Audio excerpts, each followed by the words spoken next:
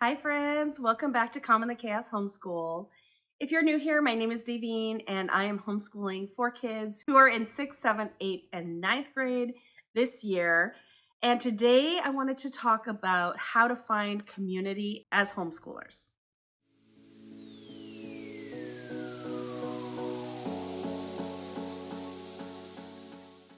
So today's video is a collaboration hosted by myself and Shauna from Homegrown Homeschool, and a bunch of other YouTubing homeschooling moms are going to join in this collaboration. And we're all going to be talking about how to find community as homeschoolers. So you should be able to get a lot of ideas on how to go about doing that from all of our different videos. We're all in different circumstances, and so I'm sure there's going to be a lot of variety in tips and tricks and things to do if you're looking for community as a homeschooling family. What I wanted to do today is to sort of go back and think about how I developed our community when it comes to homeschooling. We started homeschooling 5 years ago, and so I just want to kind of go through the process of what we have done throughout the years, how I have found friends, how my kids have found friends, and just sort of our journey through homeschooling and finding community as we have gone through the years. So we started homeschooling because of COVID. It was March of 2020 when my kids were sent home. At that point, until the end of the year, they were officially still registered as public school students, but I sort of started taking their education into my own hands because I didn't necessarily want to do what the teachers were telling me to do. And because my kids mostly had IEPs and the teachers just knew that my kids were a little bit different, they were totally fine with me doing whatever I wanted as far as educating my kids. However, by the end of that short amount of at-home school, I was pretty clear on homeschooling and the benefits that it provided for my family. And I definitely knew I wasn't going to send my kids back for the rest of the 2020-2021 school year. And I was pretty sure that we were going to start homeschooling more permanently just based on those first 3 months. So that first summer, even though it was the middle of COVID, I started trying to find community for my kids and for myself when it comes to homeschooling. So what I did at that point is, first of all, I reached out to any friends that I knew who were homeschooling. There were a few that I wasn't even super close with, but I messaged them just to ask some questions. I think I was considering like classical conversations and I wanted to know more about that. And a friend had told me that this other friend who I am not in super close contact with, that they did it. So I wanted to learn more about that. So I set up a time to meet with her and we met together and talked about homeschooling in general, talked about classical conversations and how she had enjoyed that for her family, and sort of gave me an idea of what to expect from a community like that. I decided in the end that that wasn't probably a good fit for my family, so we never did join classical conversations, but a lot of people do enjoy something like that. If you're into more of a classical model of education, classical conversations might be something that you would be interested in, and joining a group like that would help with community. Of course, every community is different. Not all communities are like really accepting, and so it would just be based on the community in your area and how they are there. So meeting up with that homeschool mom led me into the realm of Charlotte Mason. She also did Charlotte Mason. She was talking about the Charlotte Mason philosophy and showing me some examples of what she did with her kids as far as the Charlotte Mason examples go. And I thought that sounded really old and boring, but she did mention a Charlotte Mason nature group in the area. And I asked her if she could invite me into the Facebook group so I could get to know that community a little bit. And so I got invited into the group, and they were having weekly or bi-weekly nature walks throughout the summer. So that is something that I took part in. I brought my kids. We joined up with a bunch of other Charlotte Mason homeschoolers. I really didn't know anything about Charlotte Mason or her philosophy of education, but we just started joining the nature walks and learning about nature study and things like that. And so we probably met every week or every other week. And that is sort of what we did that summer of 2020. So we met with people outdoors and we just sort of enjoyed the parks and the things in our area. My kids got a chance to see other kids who were homeschooled, to see that other kids do homeschool and not being in public school isn't the end of the world, that they could make friends and hang out with people who were homeschooled as well. So we were part of that nature group for quite some time. I'm not sure exactly if it was a year or so that we were participating with that. I won't say that my friends made super, super solid good friends in there, but we did have regular contact with people. And I made some good mom friends in that group. And I'm actually still in a book study with one of the ladies that I met during these nature walks and nature groups. After about a year, actually, the leader of the Charlotte Mason group, she actually moved away and no one was organizing the walks anymore. So I actually took over for a little while, organizing maybe every other week to meet at a park and just kind of wander around and see each other and sort of do a nature study sort of thing. So I did that for probably about 2 years when we first started homeschooling. Another way that we had community is we are part of a church. And in our church, actually, during COVID, it so happens that most of the people, it's a small church, but most of the people who were not homeschooling at the time COVID started actually started homeschooling during that year. So I'm not going to say everyone in our church homeschools, but even till this day, I would say 2/3 of the kids in our church are actually homeschooled. And before COVID, that was not the case. Before COVID, it was basically maybe two families. My pastor's family, which is actually a really good friend of mine and has been a really core homeschool friend for me. She was homeschooling her kids, and then maybe another family that was homeschooling. So it really wasn't a lot of homeschoolers in our small church before COVID. But after COVID, we had my family and then we had two other families join. And like I said, it's a small church and the people who joined have a lot of kids.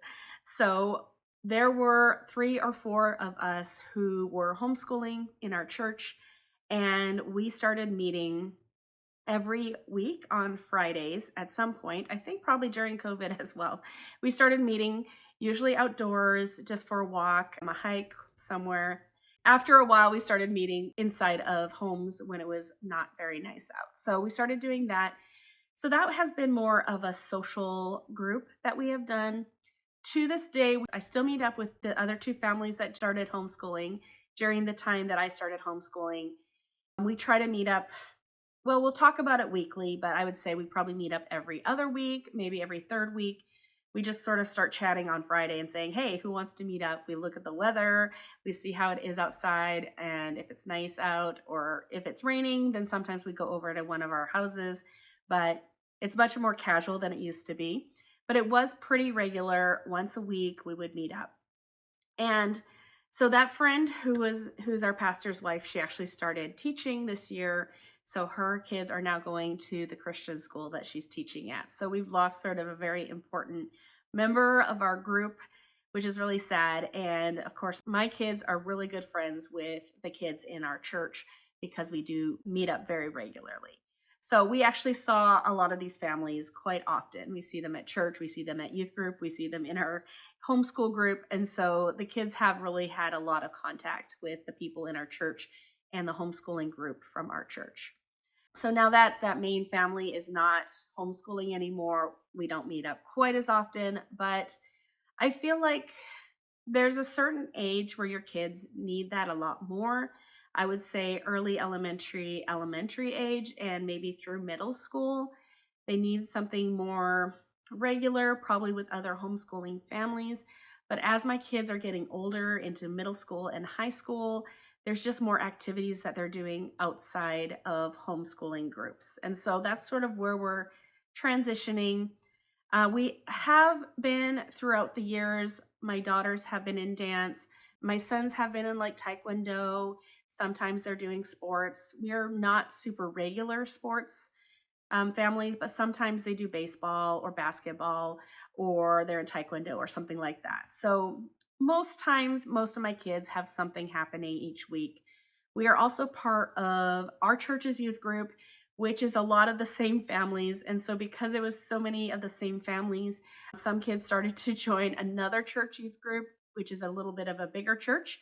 just to be able to make some friends with some different people and not be around the same people all the time.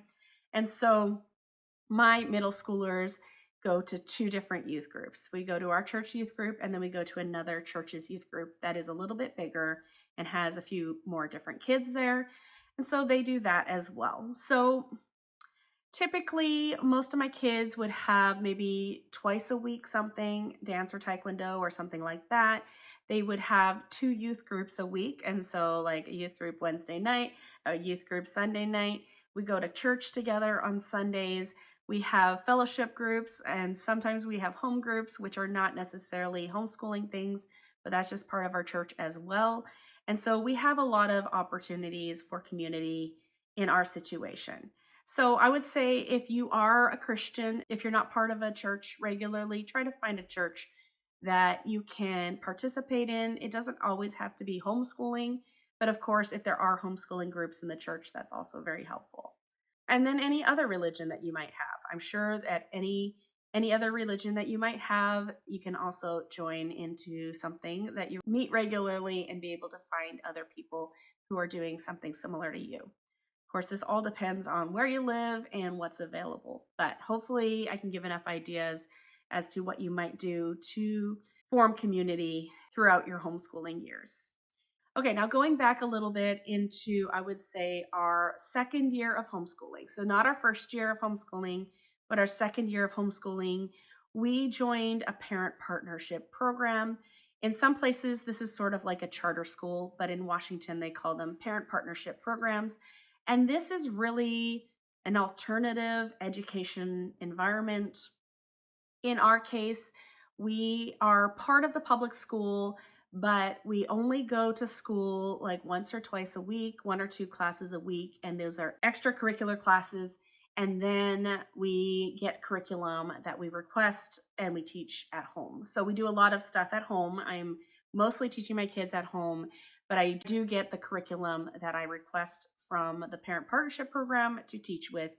And so along with being part of a parent partnership program, there's community there as well. So my kids are in classes with other kids who are in a similar educational lifestyle, right? Sort of like homeschooling, but not necessarily homeschooling. So they're in sort of a similar type of classroom environment with kids who don't go to the regular public school. And also the parents, for a long time, we had to be on campus while our kids were in class. And so we would be sitting around. So we would have opportunities to sit together in the parent room and get to know each other while the kids are in their classes. So that was another way that we built community. And through that, I started to get to know a lot more just parents throughout the community. When my daughter was in cheer, I would know a mom from our parent partnership program who also had a daughter in cheer. And so we would sit together while we were watching our daughter's cheer. So things like that has helped me to kind of get more involved in the community as a homeschooling parent. So as I was saying, as my kids are getting older, community for us has changed a little bit. It is moving sort of more out of the homeschooling nature walk type of groups and more into my kids' activities and the friends that they have through that. And then the homeschooling friends that I have solidly had through the years. It is very nice to have some friends that are homeschooling that you can reach out to on hard days. And so I have our church group that we still are in contact with and still try to meet together pretty regularly. Another avenue of community that I haven't mentioned yet is online community. Online is actually, though it's not in person, it is really a good way to have community if you aren't able to have in person or even in addition to in-person community. In my second year of homeschooling, and actually when I started this YouTube channel, because of past businesses and things that I have done on my own, I have really learned the importance of not networking, but having a community around you doing something similar to you. And so you can encourage each other and work together. And so when I started this YouTube channel, I was actually looking very deliberately for another person in a similar situation who is YouTubing about homeschooling, who is a homeschool mom, and just in a similar situation to me that seemed to have the same values and the same thoughts about homeschooling as I did. And so actually, I reached out when I first started this YouTube channel. I reached out to Shauna from Homegrown Homeschool. She had just started her channel about a month ago.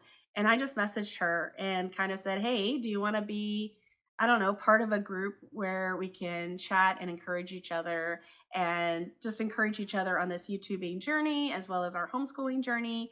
And she said yes. And so I started a small group where I invited a few different people into a Facebook chat group where we can just be encouragement to each other. So we are all YouTubing homeschooling moms in that group, but also homeschooling moms in the end.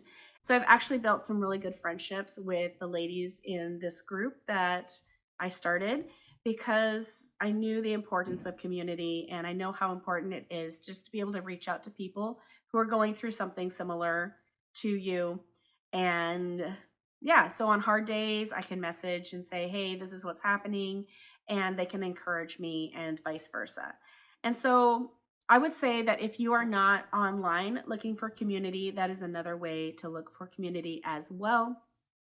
Facebook, I know it's not the latest, newest thing, but Facebook is a really good way to build community. There are a lot of groups on Facebook. There's homeschooling groups, but those are very generic. So I do recommend maybe searching for something deeper. Maybe when you see someone who's posting a lot of similar things, or maybe someone who's in a similar situation as you, maybe just reaching out and saying, hey, do you want to chat? Do you want to get to know each other? Do you want to support each other? Do you want to just be someone to talk to on a hard day? I know that's kind of weird, but it's actually worked out really well for me. And in both my business before this, as well as in homeschooling, it's worked out really well. I've ended up with a great community just online of people who I actually have met my business community because we actually did meet up at some point. But hopefully someday I'll be able to meet my homeschooling community as well. So that's something I would say. Also, obviously, there's Instagram. There are a lot of homeschooling moms on Instagram. And I'm going to say that most moms who are homeschooling are happy to talk to you about homeschooling.